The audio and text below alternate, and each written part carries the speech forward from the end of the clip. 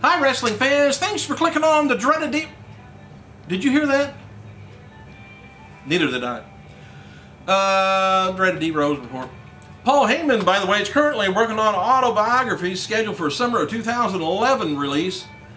The working title for the book is Heyman Hustle, the wrestling's most extreme promoter tells all.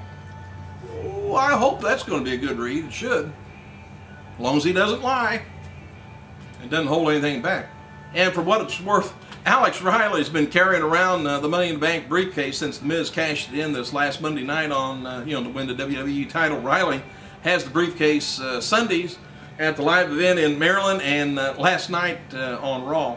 And by the way, if you haven't seen the Juan Cena thing, if you go over to my Facebook, I've got it on there. I was kind of afraid to put it on YouTube, but anyway, it shows a little short clip of a match, and it looks like to me it might be kind of funny what he's going to be doing. He's going to be making fun of himself, and might be good.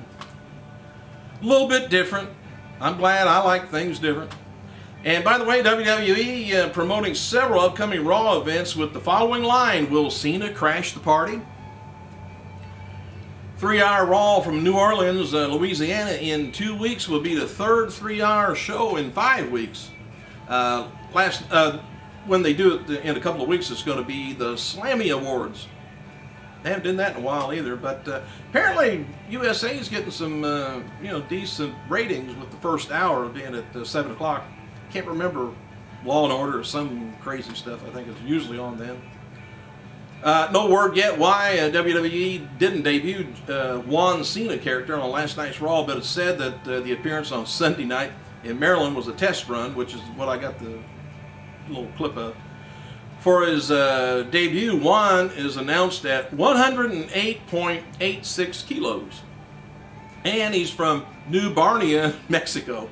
John Cena was actually built at 240 pounds and was West Newbury, Massachusetts, where he's actually from.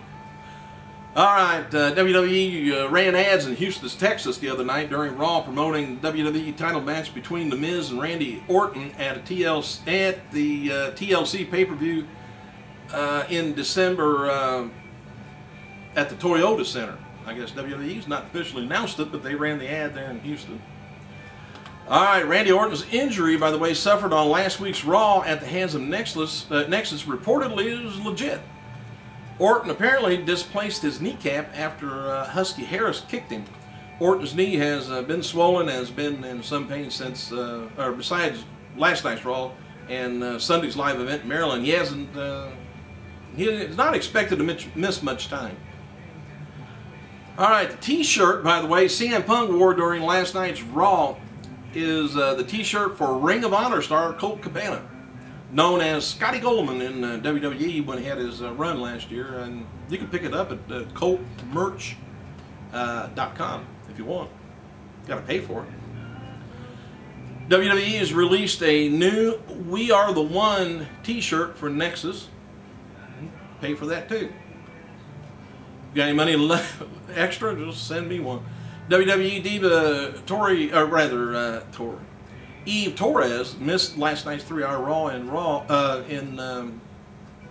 wherever they were. I forgot where they were because she's preparing to leave the United States today for Afghanistan. I think I told you about this a while back, that Eve and Vince and Kelly Big Show are heading overseas today to visit the troops on a goodwill tour. Footage was going to be filmed there and used at the tribute for the troops and sometime later in December, which is great.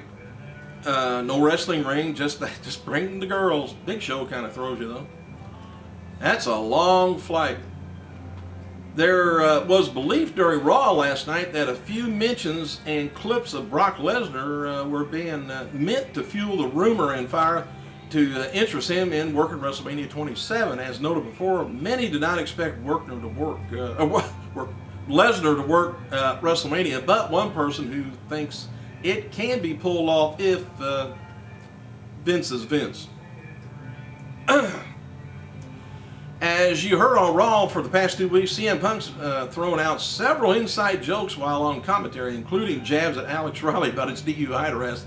You know, I like give me your opinion if you want on CM Punk being there at the announce desk, because like I said, he throws out some little innuendos and little behind the scenes things. Plus, it's a wonder he's on Raw, which is live, and it's a wonder he might get himself in trouble, say something he's not supposed to. Hopefully. This is all part of WWE wanting to do inside jokes and one-liners on commentary, a decision that has recently been made. And as noted before, WWE, including Vince McMahon, are high on Punk's announcing skills, which he hadn't done too much of it lately, but between Cole running his mouth and Lawler commenting back and forth, it's kind of hard to get in there, but he does. One guy on the comment yesterday wanted me and somebody go traveling doing odd comments I get every once in a while. And then some of them aren't so odd. Anyway, Randy Orton noted on his Twitter that his upcoming WWE movie, That's What I Am, has been accepted into the Santa Barbara Palm Springs Film Festival. Don't ask me. Orton also said on his Twitter he got a call back from people at LA Inc. reality show that he's considering doing going to Los Angeles and tape an episode. Orton said the producers want to do a fresh tattoo on him, no touch-up work. Well, where are they going to put it at? Man. WWE DVD News reports that the company is planning on doing a top 50 biggest matches in WWE history. DVD set to be released late in December, or late in 2011. And this is likely to be similar to the top 50 Superstar DVD, which nobody seems to agree with. So I'm sure it's going to be the same thing with the matches. Alright, WWE DVD News also reports that WWE is considering continuing their Best of Raw Season DVD series with a Raw Best of Season 3 and 4. It's going to be a box set, most likely be out around August next year. The set's going to be covering 1995 to 1996, which tells me if they're only doing 1 year and Season 3 and 4, they're going to be having a lot of DVDs coming out of Best of Raw. Shelton Benjamin's going to be doing a Q&A and signing autographs February 12th, 2011 at the TD Fairgrounds, Boston, Massachusetts, before the Boston Blazer lacrosse game. Michael Cole, Jerry Lawler, and The Miz are all trending topics on Twitter, on that thing. Matt Hardy wrote the following on his Twitter account night before. Hey, I can't say Twitter.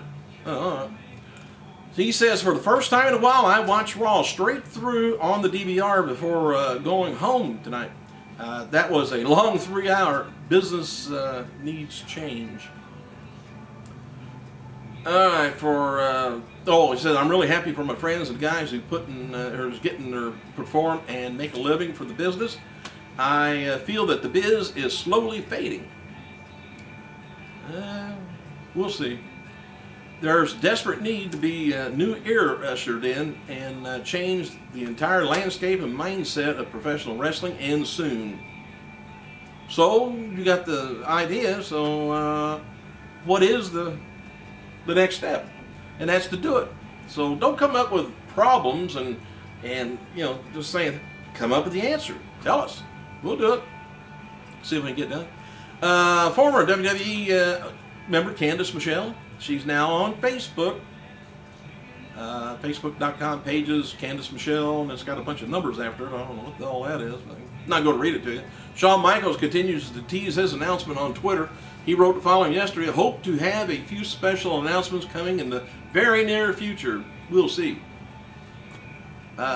Tonight's WWE NXT taping and SmackDown taping was going to be taking place. It's going to be taking place at Scope Arena, Norfolk, Virginia. Advertised locally, it's going to be Big Show, Edge, Rey Mysterio taking on Kane, Alberto Del Rio, Jack Swagger, which they've been doing that all over the United States.